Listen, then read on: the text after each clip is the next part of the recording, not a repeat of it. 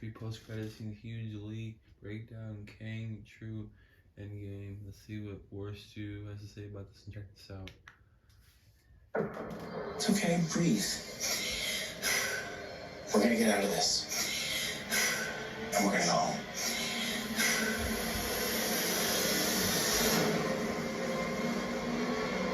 This place, that isn't what you think. It's a cage.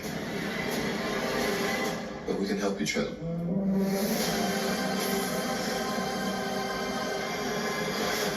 He's a monster. You cannot trust him. I'm just a man. But I know how it ends. I don't care what he can do. He's not getting out. You thought you could win. I don't have to win. We both just have to lose. Marvel Studios, AntMan and the Wasp, Quantumania. Experience it in 3D February 17th. Get tickets now. You know, a lot of people come into Marvel movies and they're always like, I wonder how many like Easter eggs or cameos they're going to be, especially when we're in the multiverse in the quantum realm. If you were to give, on the scale of 1 to 10, where maybe 10 is like, it's going to blow your mind, what would we say? Paul, what? For people that are aware, I think we have some good ones in there, some really good ones. I'm obviously not going to tell you what they are, but I think the ones that people find out about or learn about they would think would be a 10. They would be a 10. Ooh.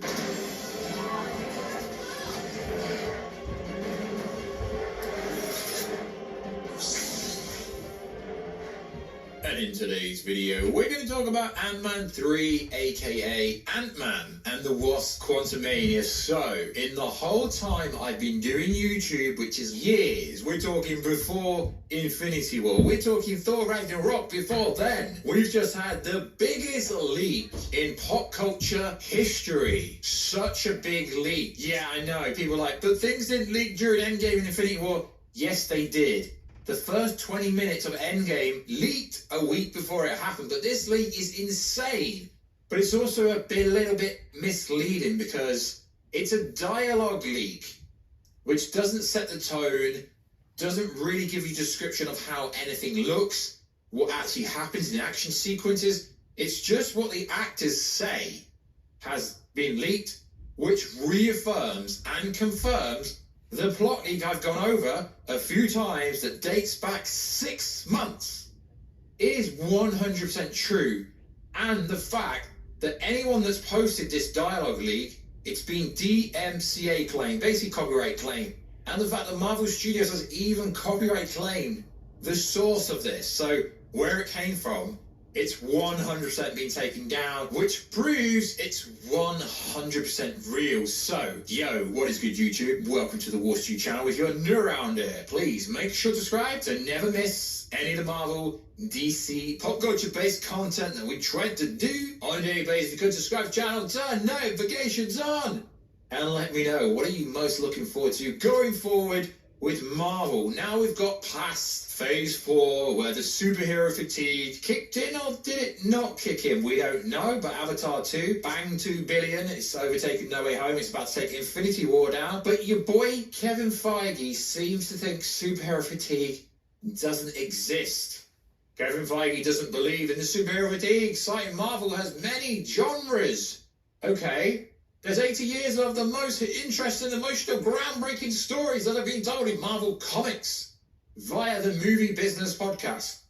Okay, so why did Top Gun Maverick, why is Avatar 2, why has the only movie Marvel-wise that got close to 1 billion being Doctor Strange 2, but that had like 25 cameos in it? Why has no superhero movie absolutely smashed it since EndGame? I don't actually believe there is superhero fatigue.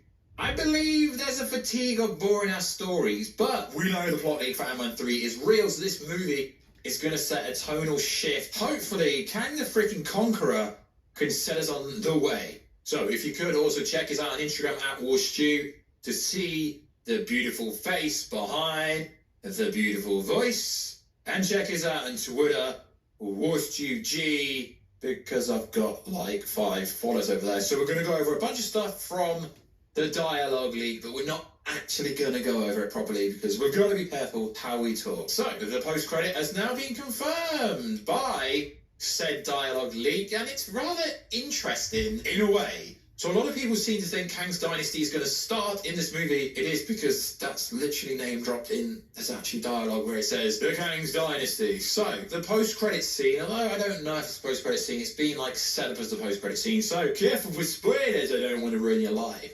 So Ant-Man and the Wasp will be stuck in the quantum realm at the end of the movie. Kang the freaking Conqueror will get out and start wreaking havoc over the multiverse. But what's actually interesting here, right at the end of the movie, Cassie Lang looks at the screen to see Avengers fail safe program. But what does that actually mean? What does that actually mean? So this is the alleged post-credit scene. What all this actually means is, in Marvel Comics, a fail-safe program was designed by the Avengers member Vision. So Vision's returning. We know there's a Vision Quest show in the works. We know Wanda's returning as well, to utilize to recruit the next generation of Earth's mightiest heroes in case the Avengers were ever destroyed or disassembled. So maybe what she's actually seen on the screen is her own name, because we know they have introduced some of the new Avengers, like the young Avengers, like Kate Bishop was introduced in the Hawkeye show. Cassie Lang is obviously going to become a superhero at some point, and so on and so forth. But the most interesting part for me about this little story to do with the Avengers fail-safe program is the fact that it's going to introduce Iron Lad in a roundabout way. So, in Marvel comic history, someone that goes by the name of Nathaniel Richards, which ironically, he who remains is called Nathaniel, and also Kang is actually called Nathaniel. So when people keep going Kang variants, they actually mean a Nathaniel Richards variant. As we know, Nathaniel Richards is from the 31st century. So young Nathaniel Richards came to the present day at some point to recruit the Avengers to help him stop his older self, but found them defeated. He took Iron Man's armor and became Iron Lad, and then found the fail-safe hard drive on Vision, which he used to recruit the new Avengers, which were later called the Young Avengers. So this could set up a Project Self badass title for the Young Avengers on Disney Plus. Potentially. I just think this is pretty cool, because the Young Avengers are a little bit more cool than the real Avengers, because we can't have the real Avengers because there's no Tony Stark, and there's no real Captain America. Yeah, I get it. Falcon is next Captain America, but until they give us something more, the real Captain America has gone. So the main problem with Phase 4 is no one freaking cares about the characters. Don't get me wrong, Thor's still badass, but Thor Love and Thunder pretty much ruined all the work they've done with that character. So the Young Avengers will have Kate Bishop, Hawkeye, Cassie Lang, Ant variant, and family member. But we don't know what the other members of the Young Avengers could be. Obviously, Spider-Man could be one. American Chavez could be one for sure. Iron Lad will be one. That would be pretty cool. And we know they're introducing Wiccan properly in the Agatha Harkness Coven of Paganus, Speed, Wiccan, Hawkeye, Cassie Lang's character, Stinger. We don't actually know her name officially yet. Young Loki, Vision could actually, well, technically was a member of that. So that's technically one of the alleged post-credit scenes, although that's pretty much set in stone because we went over a plot leak that literally said the same thing a long time ago. It just didn't go into specific details about what she's seen on the screen. So that's pretty badass, because a lot of people had the idea it was going to be Kang the freaking Conqueror wreaking havoc everywhere, and that was going to be what was seen at the end of the movie. But it doesn't actually look like it plays out that way. So there is a bit of dialogue between Janet and Kang, and we're loosely going to go over what is said, but it is insane. It makes it clear that he has erased endless timelines entirely, killed hundreds of billions of people. It's insane how much conquering he's actually done. Now, like I said, I don't want to actually go over the dialogue word for word, but Janet says something along the lines of, "You started some kind of war. You tried to erase every universe that threatened yours. That is the work of a savage person," or something like that. And in this act, Kang the Conqueror, they destroy the world that was, they make the new world to their image. Essentially, the Kang, Kit Conqueror, can do whatever the frickin' hell he wants to do. But for some reason, it's his cage. It's been confirmed that he's actually stuck in the quantum realm. It's not clear who put him there, but people will hypothesize.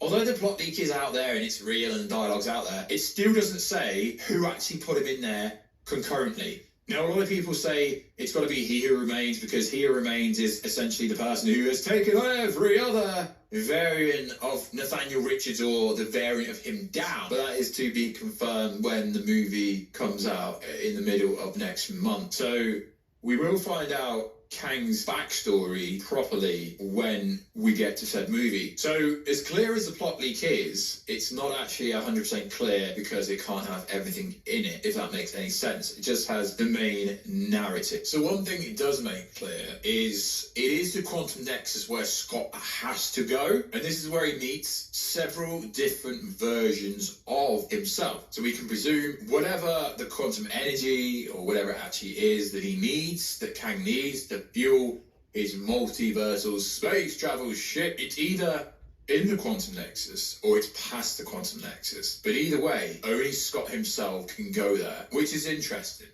Because no plot leak, no leak description, no dialogue leak, nothing actually confirms, and this is really annoying, nothing confirms 100%. I want to know, what is the name of the energy source that is needed to get Kang out of his cage? I mean, Nathaniel.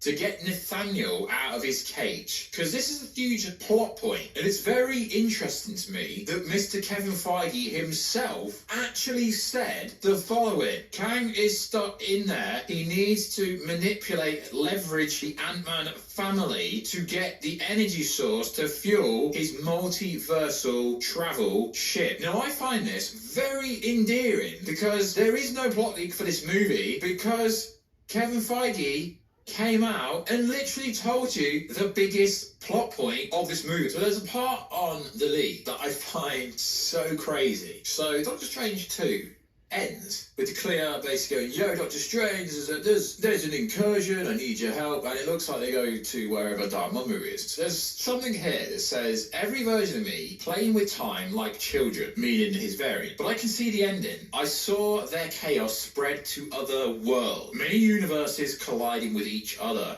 Endless worlds. I saw the multiverse and it's dying, and it's all because of them. So I want to control the situation. So there's a dialogue in, I think it was the first trailer, where Kang said the only person that can stop what is coming is me. So is it all the variances of Kang that will cause the end of the multiverse? But then Janet's like, yeah, you started the war, you tried to erase every universe that threatened yours. So it is fascinating how the fact it says, I saw multiverses die and it's all because of them.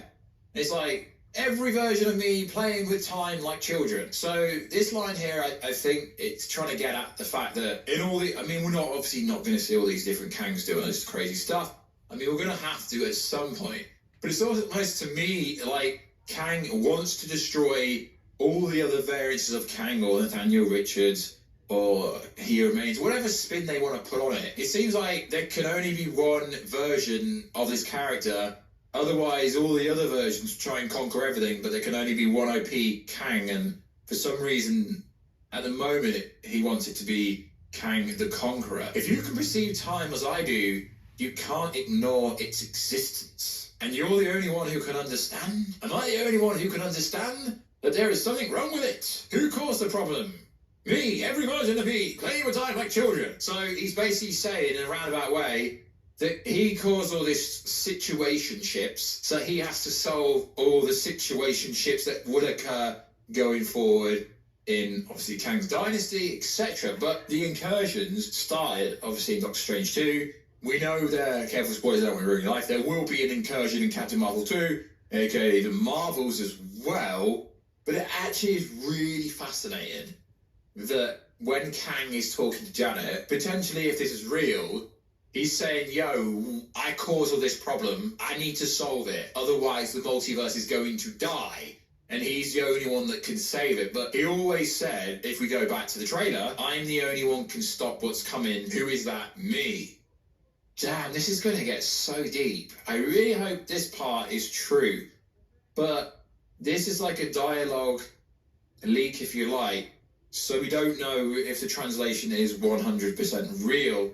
But you can guess that the Kang's interfering with each different timeline and trying to conquer every timeline and trying to be the top G would have caused some altercation, which could be incursions. As we know, incursions are going to be a huge thing going forward. That was kind of the point of Multiverse of Madness going forward, and the fact that Doctor Strange 3 will be coming, and Clear's like, yo, you caused an incursion. Is it the Kang of incursions in a roundabout way? And he wants to save the multiverse, but that can't be true because he tells Janet in the dialogue, in the actual plot leak, that he will destroy the planet, the Earth, the universe Janet's from, because she made him trapped in there for such a long time. And Kang is a freaking villain. So this storyline going forward, Kang's dynasty is going to have to be a really deep-ass story based on this story alone. And if this is real, is 2 hours long enough for the general normie to understand and comprehend what exactly is going to be going on going forward? So this is why I say Doctor Strange 2 is actually freaking very important, because Kang's like, yo, I can see everything that's coming. I kind of caused everything. I want to stop the multiverse from dying, but at the same time, I'm going to screw over the main Earth, which essentially, I guess, will be the Kang dynasty. And I guess Avengers Secret Wars, Avengers 6, it is going to be like an all-out multiversal war. So it's Kang's real plan, just to destroy the multiverse. I don't think that's the case, because if that was the case, that would mean the whole of the Marvel Cinematic Universe would be rebooted after Avengers 6, and I just can't see that happening. So there's going to be a much bigger player, a much bigger play than just Kang wanting to destroy every single Earth and make all the heroes and villains fight each other, and then there only be one universe left. I don't think that's the case. I don't think there's going to be some sonic boom at the end of Avengers 6 and they reboot everything, because that would be a travesty and that would not work long term. We know the people over at Marvel are already thinking 5 to 10 years ahead of time. I don't think they're going to completely reboot every single character and every single continuity in the whole of the MCU after Avengers 6. So whatever the hell Kang is up to, let me know down below. Because we do know there's been lots of leaks and stuff to do with potential stuff that's coming after for Avengers 7 and Avengers 8. But I don't want to get into that in this video, so let me know. What do you actually think Kang's endgame is? I don't believe it's just destroying the multiverse. He might be called Kang the Conqueror. I don't believe he just wants to conquer every universe and destroy and leave it for dead. But through the incursions, if two planets, two universes collide into each other, only one survives, technically. But I don't think they're going to reboot everything after Avengers 6, so let me know. What do you think Marvel's going to do after Avengers 6? Yeah, we are thinking years ahead of time, but I'm very interested in what you actually know. And let me know, what do you think about the post-credit scene? Is it really setting up the young Avengers, or is it actually setting up the multiversal team that will take out Kang in Avengers 6, potentially? Because we've all heard the rumours that potentially what will happen in Avengers 5 is they're going to get destroyed, and then in Avengers 6 they're going to have to seek the multiverse for a multiversal team. Maybe it's a teaser for that. It could be a teaser for literally anything, but young Avengers with Iron Lad, Kate Bishop, Cassie Lang Stinger maybe does make the most sense. Like always, check us out on Instagram. That wants you to see that beautiful voice behind the beautiful face. And also check us out on Twitter, WarsTuG. And I will catch you in another video very soon. Catch you later. Subscribe, like, video,